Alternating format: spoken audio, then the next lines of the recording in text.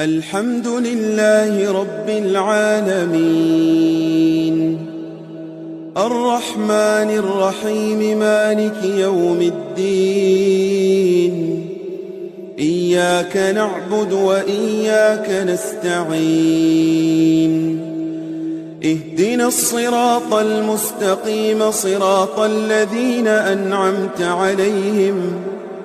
غير المغضوب عليهم ولا الضالين.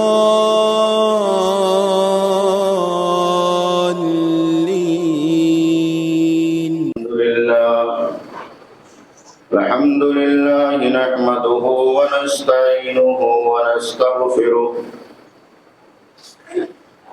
ونعوذ بالله من شرور أنفسنا ومن سيئات أعمالنا من يهده الله فلا مضل له ومن يضلل فلا هادي له وأشهد أن لا إله إلا الله وحده لا شريك له وأشهد أن محمدا عبده ورسوله أما بعد فإن خير الحديث كتاب الله وخير الهدي هدي محمد صلى الله عليه وسلم وشر الأمور محدثاتها وكل محدثة بدعة وكل بدعة ضلالة وكل ضلالة في النار. فأعوذ بالله من الشيطان الرجيم. بسم الله الرحمن الرحيم. قاف والقرآن المجيد بل عجبوا أن جاءهم منذر منهم فقال الكافرون هذا شيء عجيب أئذا متنا وكنا ترابا ذلك رجع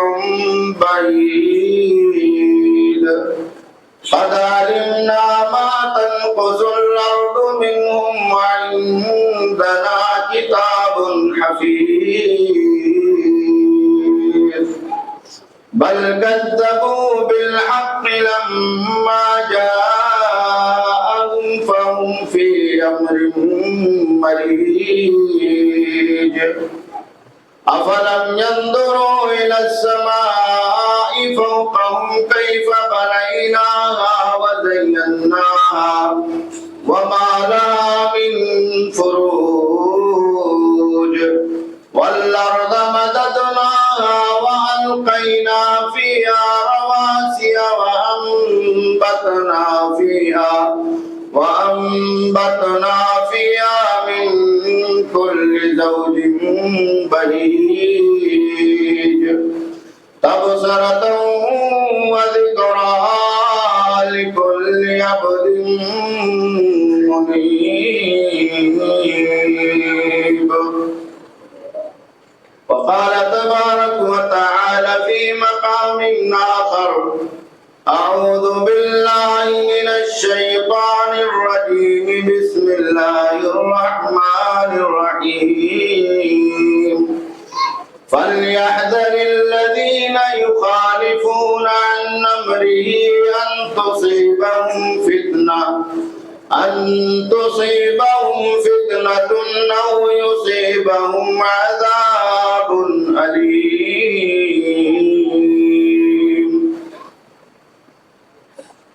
اللہ ذوالجلال جس نے اس کائنات میں ہمیں اور آپ کو ایمان اور یقین کی دولت سے مالا مال فرمایا اور دنیا کی بھرپور نعمتیں ہمیں اور آپ کو اللہ رب العالمین نے عطا فرمائی. اللہ رب العالمین اپنی تمام نعمتوں کی وجہ سے خاص طور پر ایمان، اسلام اور توحید کی نعمت کی وجہ سے ہماری اور آپ کی ہر قسم کی مدح و ستائش، بزرگی، بڑائی، کبریائی، تسبیح و تحلیل عبادت اور بندگی کا مستحق اور سزاوار ہے۔ اللہ رب العالمین کی بے شمار حمد و ثنا کے بعد اس کائنات میں بھیجے گئے تمام نبیوں اور پیغمبروں پر سیدنا آدم علیہ السلام سے لے کر کائنات کے آخری اور انتم نبی و رسول امام الانبیاء رحمت للعالمین سید العرب والعجم محمد عربی جناب محمد رسول اللہ صلی اللہ علیہ وسلم پر اور آپ کے تمام آل و صحاب پر ازواج و ذریات پر بے شمار درود و سلام نازل ہو، جنہوں نے پیارے نبی صلی اللہ علیہ وسلم کے دین کو اور آپ کی شریعت کو ہم تک اور آپ تک پہنچایا اور بلا کم و کاست پوری ایمانداری کے ساتھ اس پر عمل پیرا رہے۔ میرے دینی بھائیوں اور دوستوں، خطبہ مسنونہ کے بعد قرآن مجید کی ایک آیت کریمہ آپ حضرات کی خدمت میں پیش کی گئی ہے۔ اس میں اللہ رب العالمین نے اپنے آخری نبی جناب محمد رسول اللہ صلی اللہ علیہ وسلم کا مقام اور مرتبہ، آپ کی سنتوں کا مقام اور مرتبہ ذکر فرمایا ہے، اور ان تمام لوگوں کی مذمت کی گئی ہے جو پیارے نبی صلی اللہ علیہ وسلم کے طریقے سے ہٹ کر کے کوئی نیا طریقہ اللہ کے نبی صلی اللہ علیہ وسلم کی مخالفت میں اور دین اور شریعت کے خلاف لا کر کے پیش کرتے ہیں اور کھڑا کرتے ہیں۔ اللہ رب العالمین نے بیان فرمایا کہ فَلْيَحْذَرِ الَّذِينَ يُخَالِفُونَ عَنْ أَمْرِهِ أَن تُصِيبَهُمْ فِتْنَةٌ أَوْ يُصِيبَهُمْ عَذَابٌ أَلِيمٌ کہ ان لوگوں کو اللہ رب العالمین سے ڈرنا چاہیے جو پیارے نبی صلی اللہ علیہ وسلم کے حکم کی مخالفت کرتے ہیں۔ اس بات سے ڈرنا چاہیے کہیں وہ اللہ کے نبی صلی اللہ علیہ وسلم کا طریقہ چھوڑنے کے بعد فتنے کا حرص و ہوس کا شکار نہ ہو جائے اور اللہ رب العالمین کے عذاب سے دوچار نہ ہو جائے۔ میرے دینی بھائیوں اور دوستوں، پیارے نبی صلی اللہ علیہ وسلم کا جو مقام اور مرتبہ ہے وہ ہم پر اور آپ پر سب پر واضح ہے۔ اللہ رب العالمین نے قرآن مجید کے اندر جا بجا آپ پر ایمان کا تذکرہ فرمایا ہے، آپ کی اطاعت کا تذکرہ فرمایا ہے، آپ کی اتباع کا، آپ کی پیروی کا، آپ کی سنتوں کو ماننے کا، آپ کے اسوے کو اختیار کرنے کا اور ہر ایک نقش قدم کو اپنے لیے نقش قدم بنانے کا اللہ رب العالمین نے تذکرہ فرمایا۔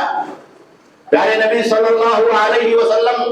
نے خود اس بات کو ذکر فرمایا کہ ترکت فیکم امرین لن تضلوا ما ان تمسکتم بہما کتاب اللہ و سنتی، کہ ہدایت کا راستہ تمہارے درمیان میں دو چیزوں کی شکلوں میں چھوڑ کر کے جا رہا ہوں۔ ایک اللہ رب العالمین کی کتاب قرآن مجید ہے جو کتاب ہدایت ہے، اور دوسرے میری سنت ہے جو اللہ رب العالمین نے مجھے اس کائنات میں اپنے اوامر کی شکل میں، اپنے ارشادات کی شکل میں، تعلیمات کی شکل میں عطا فرمایا ہے، اور جس کو میں نے اپنی زندگی میں، اپنی معاشرت میں اور اس طریقے سے اپنی گھریلو عادتوں کے اندر داخل کیا ہے۔ میرے دینی بھائیوں اور دوستوں، اللہ کے نبی جناب محمد رسول اللہ صلی اللہ علیہ وسلم کی زبان رسالت سے جو کچھ بھی اس کائنات میں ادا ہوا ہے اسے ہم اور آپ حدیث کہتے ہیں۔ پیارے نبی صلی اللہ علیہ وسلم کی سنت کا نام اسے دیا جاتا ہے، گویا کہ وہ طریقہ، وہ راستہ، وہ اسوہ، پیارے نبی صلی اللہ علیہ وسلم کا وہ حکم جو اللہ رب العالمین کے بعد اللہ کے نبی صلی اللہ علیہ وسلم نے اس کائنات میں ایمان کے تعلق سے، عبادات کے تعلق سے، زندگی گزارنے کے طور اور طریقوں کے تعلق سے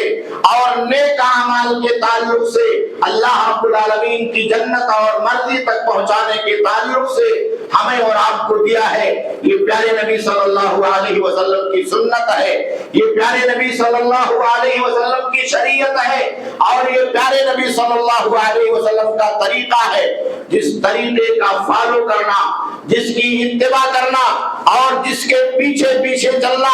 اور جس کو اپنی زندگی کے اندر داخل کرنا، یہ ہمارے ایمان کا حصہ ہونا چاہیے، ہماری اطاعت کا حصہ ہونا چاہیے، اللہ کی محبت کا حصہ ہونا چاہیے، پیارے نبی صلی اللہ علیہ وسلم کی محبت کا اور آپ سے سچی محبت کا حصہ ہونا چاہیے۔ اللہ رب العالمین نے قرآن مجید کے اندر بیان فرمایا، قُلْ إِن كُنتُمْ تُحِبُّونَ اللَّهَ فَاتَّبِعُونِي يُحْبِبْكُمُ اللَّهُ، کہا آپ اعلان کر دیجئے کہ اگر لوگوں کو اللہ سے محبت ہے تو وہ میری اتباع کریں، میری سنت کو فالو کریں، میرے طریقے اور میرے اسوے کو فالو کریں۔ وہ جب میری سنت اور میرے طریقے کو فالو کریں گے، اس پر چلیں گے، تو گویا کہ اللہ رب العالمین سے محبت کر رہے ہیں۔ ان کی محبت اللہ رب العالمین کے لیے اس وقت سچی ہوگی جب وہ پیارے نبی صلی اللہ علیہ وسلم کے اسوے کو اور آپ کے طریقے کو مانیں گے۔ یہ ہماری اور آپ کی زندگی کا، ہمارے اور آپ کے عملوں کا، ہماری اور آپ کی بندگی کا اور ہماری اور آپ کی اطاعت کا زندگی کے ہر موڑ میں یہ حصہ ہونا چاہیے، یہ عقیدہ اور ایمان ہونا چاہیے کہ اللہ رب العالمین اور اللہ کے نبی جناب محمد رسول اللہ صلی اللہ علیہ وسلم کے اوامر اور فرمودات ہی ہمارے اور آپ کے لیے کامیابی کا ذریعہ ہے۔ اللہ رب العالمین نے قرآن مجید کے اندر یہاں تک بیان فرمایا کہ اللہ رب العالمین کی اطاعت اور اللہ رب العالمین کے ساتھ پیارے نبی صلی اللہ علیہ وسلم کی اطاعت ہر مسلمان کے اوپر واجب اور ضروری۔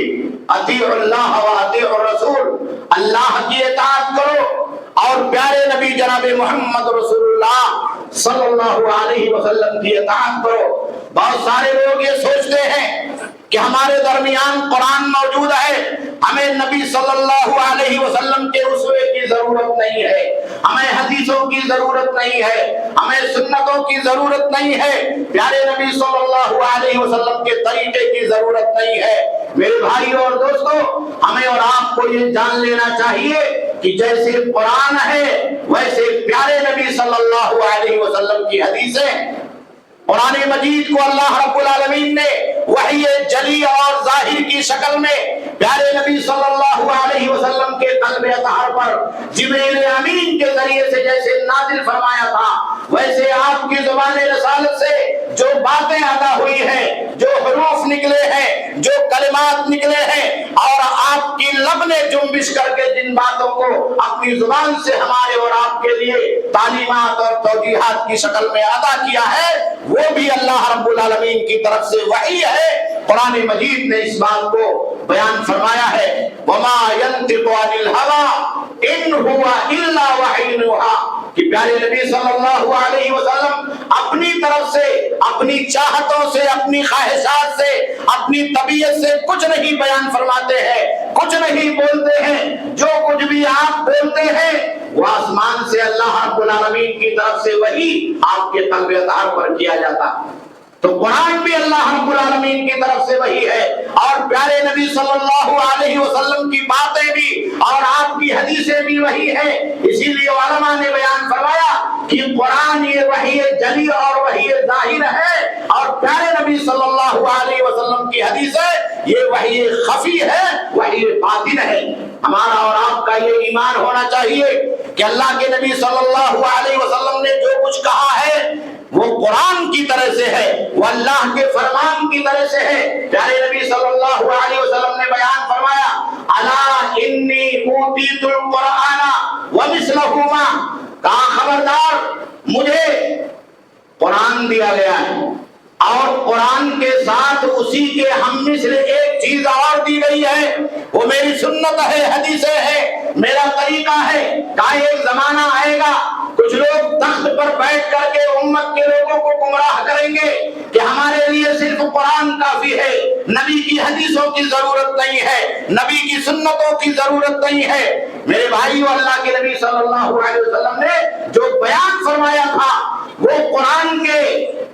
ماننے والے وہ لوگ جن کو اہل قرآن کہا جاتا ہے، اور جو قرآن کو ماننے کے باوجود سنت کا انکار کرتے ہیں، حدیثوں کا انکار کرتے ہیں، اور اپنے آپ کو اہل قرآن کہتے ہیں کہ ہم صرف قرآن کو مانتے ہیں، ہمارے لیے قرآن کافی ہے۔ یہ پیارے نبی صلی اللہ علیہ وسلم کی حدیث ان کی مذمت کے لیے اور ان کی تردید کے لیے کافی ہے۔ ہمارے لیے ایک طرف قرآن کتاب ہدایت ہے اور دوسری طرف پیارے نبی جناب محمد رسول اللہ صلی اللہ علیہ وسلم کی سنتیں، آپ کی حدیثیں، آپ کی باتیں، آپ کا اسوہ اور طریقہ ہمارے اور آپ کے لیے نمونہ، اور اس طریقے پر چلنا یہی ہمارا اور آپ کا ایمان ہے، ہمارے اور آپ کے ایمان کا حصہ ہے۔ اگر ہم نے اور آپ نے اس سے سرے منہ انحراف کیا، ذرہ برابر بھی ہم نے اور آپ نے اس کی خلاف ورزی کی، تو یا تو ہم فتنے کا شکار ہو جائیں گے،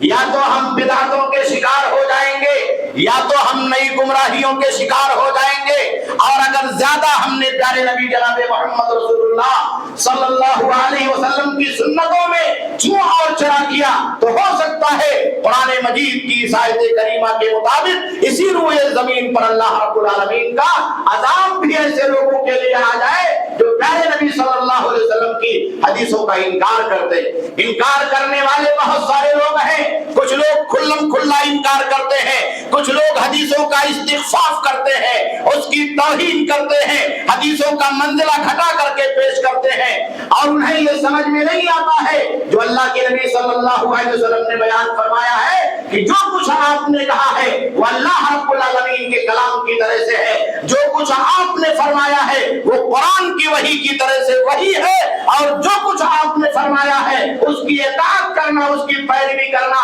ایسے ہی لازم ہے جیسے اللہ رب العالمین کے کتاب ہدایت قرآن مجید کی اطاعت کرنا اور اس کی پیروی کرنا ہمارے اور آپ کے لیے لازم ہے۔ اسی لیے اللہ رب العالمین نے اس آیت کریمہ کے اندر اس بات کو واضح طور پر بیان فرما دیا کہ مسلمانوں کو چاہیے کہ وہ نبی صلی اللہ علیہ وسلم کے طریقے کی مخالفت نہ کریں۔ اگر وہ نبی صلی اللہ علیہ وسلم کے طریقے کی مخالفت کریں گے، آپ کے سنت کی مخالفت کریں گے، آپ کے رسوے کی مخالفت کریں گے تو اللہ کی ناراضگی اور غیظ و غضب کے شکار ہوں گے۔ اور اسی کو ہمارے یہاں علماء نے، محدثین نے، صحابہ نے، خود اللہ کے نبی صلی اللہ علیہ وسلم نے مختلف حدیثوں میں بدعت کا نام دیا ہے، بدعت کا نام دیا ہے۔ نبی کے طریقے کے خلاف اگر ہم چلے، کوئی نیا طریقہ ہم نے اختیار کیا، نبی کے اسوے کو چھوڑا، ہم نے دنیا کے لوگوں کے اسوے کو اختیار کیا، نبی صلی اللہ علیہ وسلم کی حدیثوں کو چھوڑا، دوسروں کے فکر کو ہم نے اختیار کیا، تو گویا کہ ہم سنت کو چھوڑ کر کے بدعت کے راستے میں داخل ہو رہے ہیں۔ پیارے نبی جناب محمد رسول اللہ صلی اللہ علیہ وسلم اسی لیے ہر جمعہ جب بھی منبر پر خطبہ دیتے تھے تو دو باتوں کا خصوصی طور پر تذکرہ فرماتے تھے۔ پہلی بات، آپ خطبے کے اندر یہ ذکر کرتے تھے کہ سب سے بہترین کلام اللہ کا کلام، فَإِنَّ خَيْرَ الْحَدِيثِ كِتَابُ اللَّهِ، آپ ہمیشہ سنتے ہیں سب سے بہترین بات اللہ کی کتاب ہے، وَخَيْرُ الْهَدِيِ هَدِيُ مُحَمَّدٍ صلی اللہ علیہ وسلم، اور سب سے بہترین طریقہ پیارے نبی صلی اللہ علیہ وسلم کا طریقہ ہے، وَإِيَّاكُمْ وَمُحْدَثَاتِ الْأُمُورِ، اور اللہ کے نبی صلی اللہ علیہ وسلم یہ تنبیہ کرتے تھے امت کے لوگوں، اپنے آپ کو نئی ایجاد کردہ بدعتوں سے، سنت کی مخالفت میں ان تمام چیزوں سے جو امت کو گمراہ کرنے کے لیے عبادت کے نام پر، بندگی کے نام پر، محبت کے نام پر، عشق رسول کے نام پر اور نہ جانے کون کون سے ناموں سے سماج اور معاشرے کے اندر لانچ کیے جاتے ہیں، ان تمام چیزوں سے تم اپنے آپ کو بچائے رکھنا۔ وَشَرَّ الْأُمُورِ مُحْدَثَاتُهَا، کہا سب سے بری چیزیں اس امت کے لیے اگر دنیا اور آخرت کو برباد کرنے کے لیے کوئی سب سے بڑی برائی ہے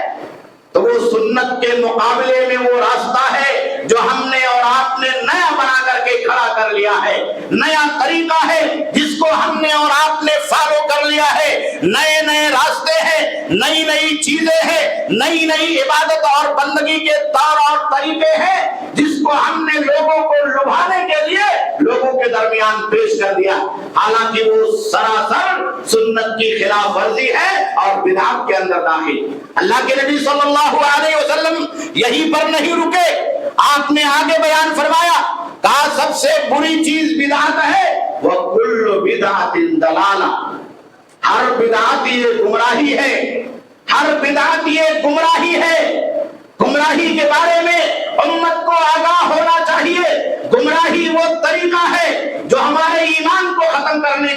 ہے، گمراہی وہ طریقہ ہے جو ہمارے عقیدے کو ختم کرنے کا ذریعہ ہے، گمراہی کا راستہ وہ ہے جو ہمیں اللہ رب العالمین کی ناراضگی کی طرف لے جانے والا ہے، گمراہی کا راستہ وہ ہے جو ہمیں عذاب علیم تک لے جانے والا ہے، گمراہی کا راستہ وہ ہے جو اللہ رب العالمین کے غیظ و غضب کے نتیجے میں جہنم اور اس کی آگ کی طرف لے جانے والا۔ اور اللہ کے نبی صلی اللہ علیہ وسلم نے یہیں پر نہیں بس کیا، آگے بیان فرمایا وَكُلُّ ضَلَالَةٍ فِي النَّارِ، ہر گمراہی یہ انسان کو، مسلمان کو جہنم کی طرف پہنچانے والی۔ ہمارے بہت سارے بھائیوں کو یہ مغالطہ ہوتا ہے، جب بھی بدعتوں کا ہجوم ہوتا ہے، چاہے وہ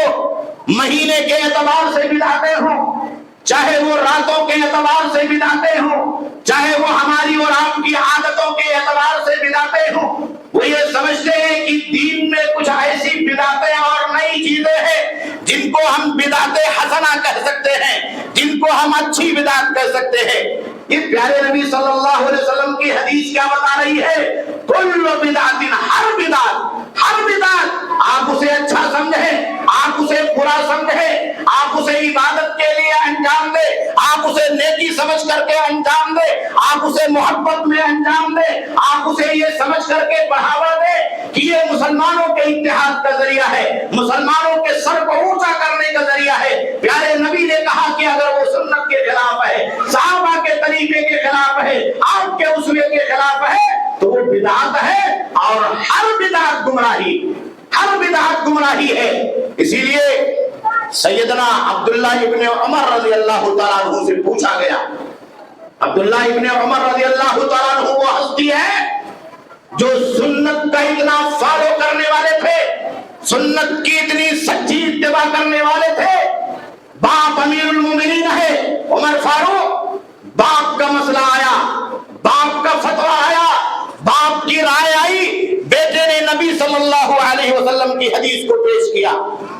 نبی صلی اللہ علیہ وسلم کی حدیث کو پیش کیا،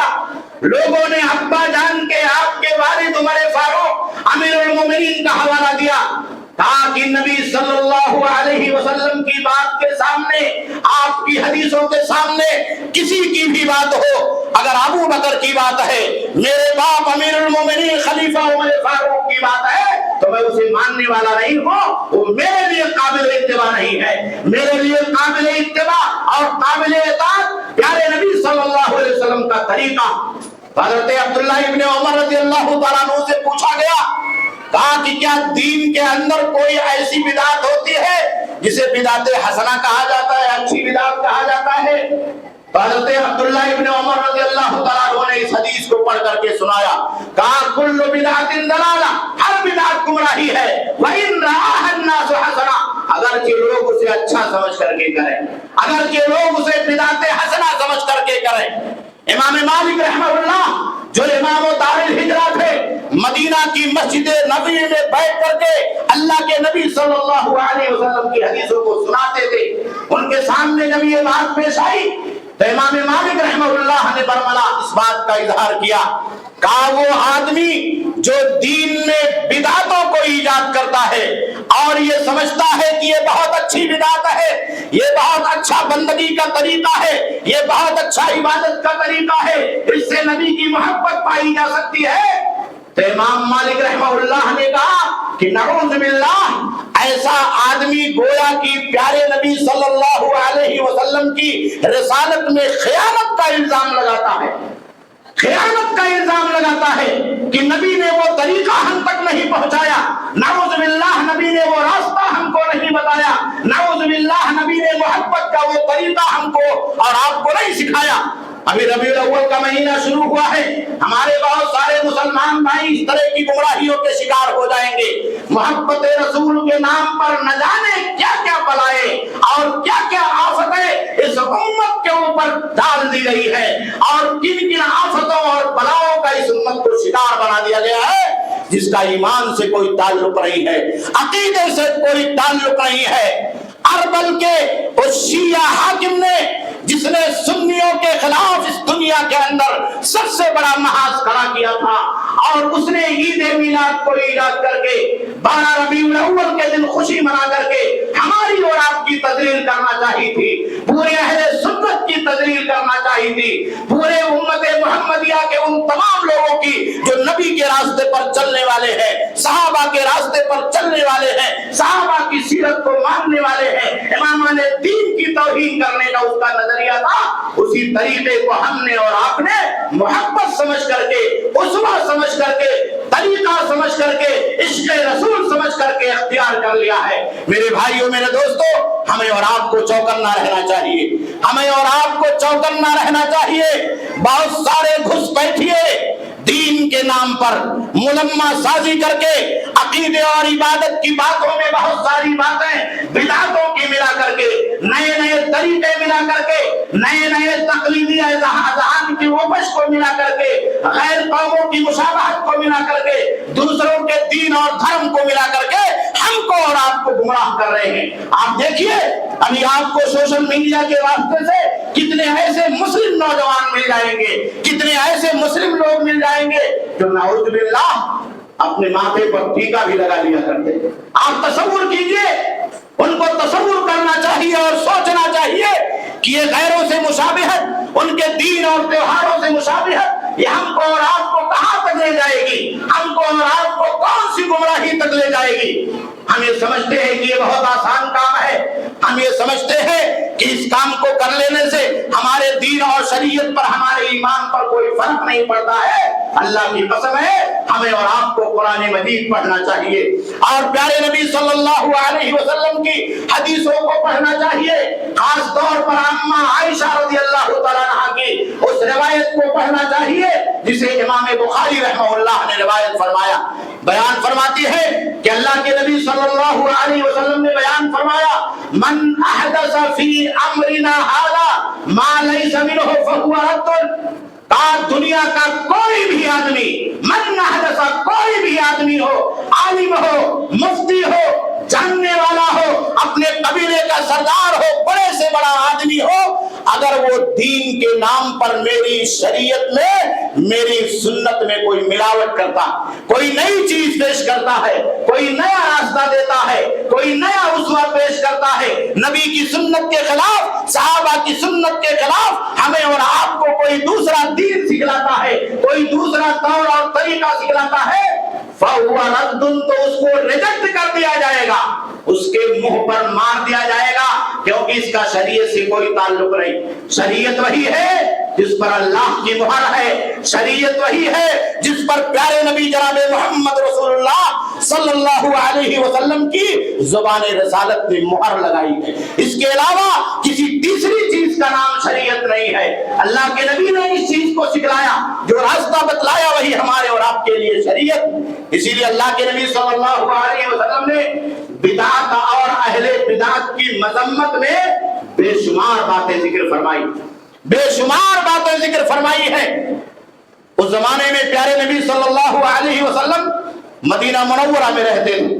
مدینہ منورہ میں رہتے تھے۔ بہت سارے لوگ نئی باتیں جو منافقین قسم کے ہوتے تھے وہ دین میں ملانے کے لیے، مسلمانوں کو لڑانے کے لیے، گمراہ کرنے کے لیے پیش کیا کرتے تھے۔ اللہ کے نبی صلی اللہ علیہ وسلم نے قیامت تک آنے والے ان تمام لوگوں کو جو دین میں ملانے کے لیے کسی نئی چیز کی ایجاد کرتے ہیں، اللہ کے نبی صلی اللہ علیہ وسلم نے بیان فرمایا کہ اللہ کی لعنت ہو اس آدمی پر جو کسی بدعت کی ایجاد کرتا یا کسی بدعت ایجاد کرنے والے آدمی کو اپنے گھر میں، اپنے شہر میں پناہ دیتا۔ آپ تصور کیجئے اس آدمی کو جو بدعت کی باتیں کرتا ہے، اس آدمی کو جو سنت کے خلاف باتیں کرتا ہے، اس آدمی کو جو نبی کے اسوے کے خلاف باتیں کرتا ہے، اس آدمی کو جو غیر قوموں کے طور اور طریقے کو ہمارے سماج اور معاشرے کے اندر داخل کرنا چاہتا ہے، اللہ کے نبی صلی اللہ علیہ وسلم نے لعنتی قرار دیا۔ لعنت کا مطلب عربی زبان میں ہوتا ہے البعد عن رحمت اللہ، گویا کہ وہ آدمی اللہ کی رحمت سے دور کر دیا گیا، اللہ کی رحمت سے محروم کر دیا گیا۔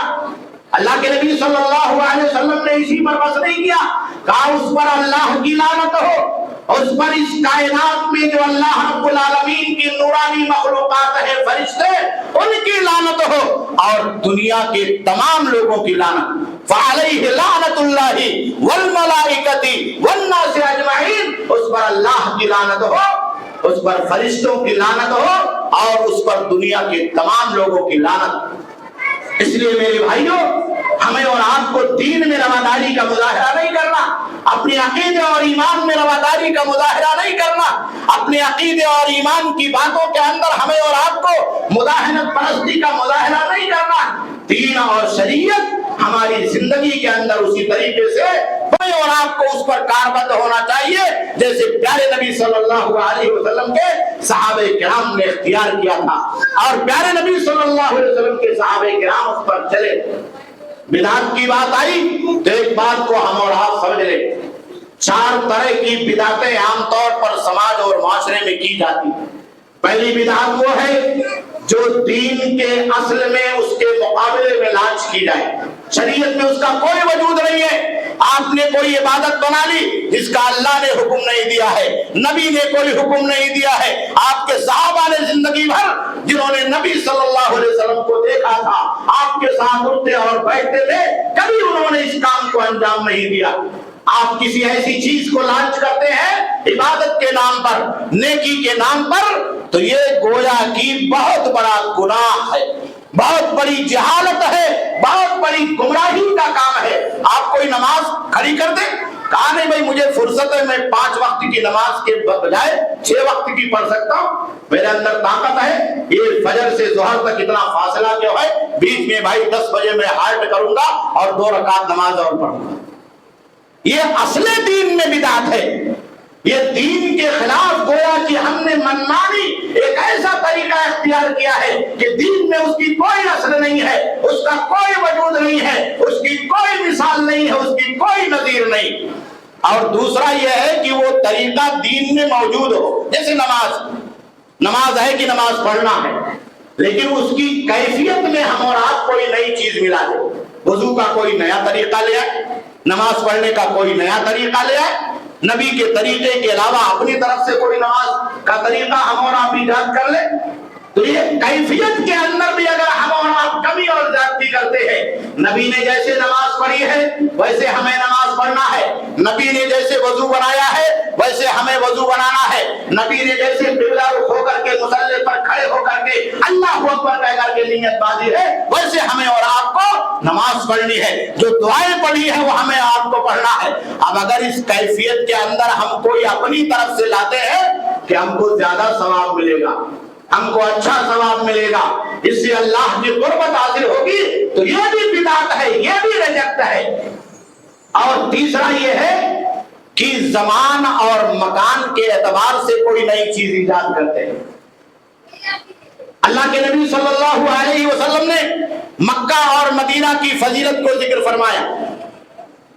حج کے لیے اللہ کے نبی صلی اللہ علیہ وسلم نے مکہ کو مقرر فرمایا. آپ کو وہاں جا کر کے حج کرنا.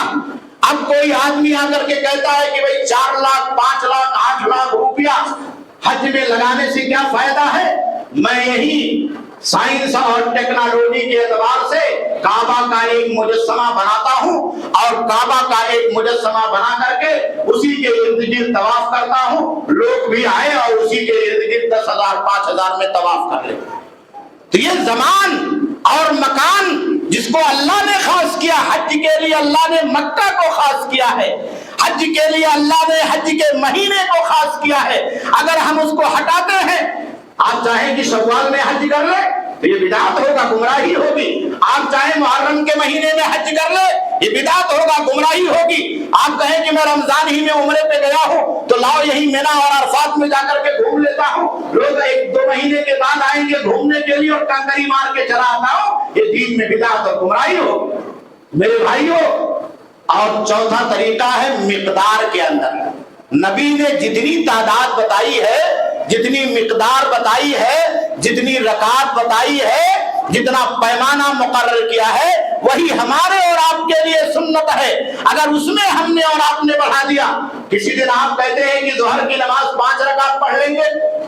کسی دن آپ کہتے ہیں کہ ظہر کی نماز کو فجر کی طرح سے بھائی تھکے ہوئے ہیں 2 ہی رکعت پڑھ لیں گے، تو یہ ریجیکٹ ہے، یہ بدعت اور گمراہی ہے۔ مقدار کے اندر بھی کمی اور زیادتی کرنا اپنی طبیعت سے یہ جہالت اور ضلالت کا کام ہے۔ آپ دیکھیے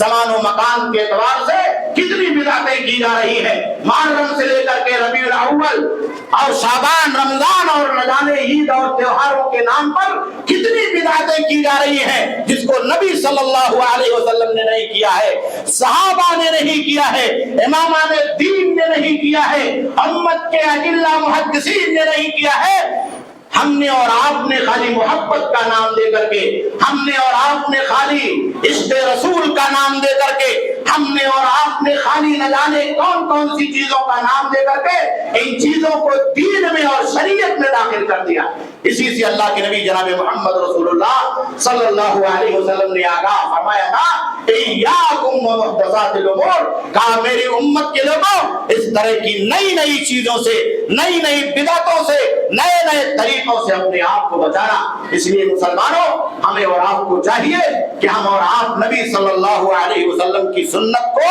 اپنے لیے کافی سمجھیں، دین میں کوئی ملاوٹ نہ کریں، اور وہ تمام طریقے جو اس دنیا کے اندر نیکی اور عبادت کے نام پر گمراہی اور بدعت کی شکل میں ہماری اور آپ کے درمیان پیش کیے جا رہے ہیں، اس سے ہم اور آپ آگاہ رہے اور اپنے آپ کو اس سے بچائیں۔ اللہ رب العالمین سے دعا ہے کہ اللہ رب العالمین ہم تمام لوگوں کو پیارے نبی جناب محمد رسول اللہ صلی اللہ علیہ وسلم کی سچی محبت عنایت فرما۔ اللہ رب العالمین ہم تمام لوگوں کو پیارے نبی صلی اللہ علیہ وسلم کے طریقے، آپ کے اسوے اور آپ کی سنت کا فالو کرنے والا، اس کی اتباع کرنے والا، سچی پیروی کرنے والا بنائے۔ اللہ رب العالمین ہم تمام لوگوں کو سنت کے خلاف ان تمام طریقوں سے بچائے جو بدعتوں کی شکل میں، خرافات کی شکل میں اور مختلف طور اور طریقوں کی شکل میں آئے دن امت کو گمراہ کرنے کے لیے پیش کیے جاتے ہیں۔ اللہ رب العالمین ہم تمام لوگوں کو بدعت اور اس کی گمراہیوں سے محفوظ فرما۔ اللہ رب العالمین ہمارے ایمان کی حفاظت فرما، ہمارے عقیدے کی حفاظت فرما، ہماری محبتوں کو اللہ رب العالمین اپنے لیے اور اپنے آخری نبی جناب محمد رسول اللہ صلی اللہ علیہ وسلم کے لیے خالص فرما دے۔ اللہ رب العالمین